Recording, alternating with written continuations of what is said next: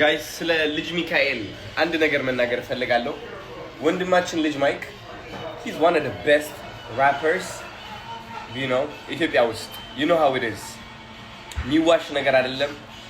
የራፕ ኩል ያመጣው ልጅ ሚካኤል ነው ኢትዮጵያ ውስጥ he just made it happen እና my guy he's been my inspiration, my entertainment and someone that I can listen to የሆነ አንዳንዴ ማለት ነው የወንድ ኢነርጂ ሲያስፈልገኝ የልጅ ማይክል ከፍቼ ምናምን እሰማ ነበረ ድሮ ማለት ነው። አሁንም እሰማዋለሁ ስቲል።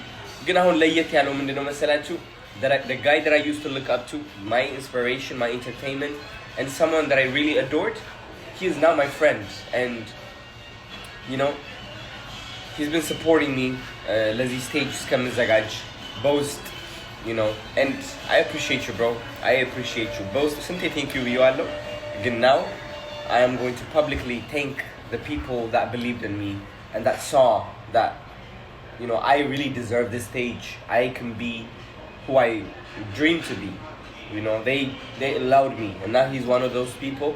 I appreciate you brother and I love you. Thank you.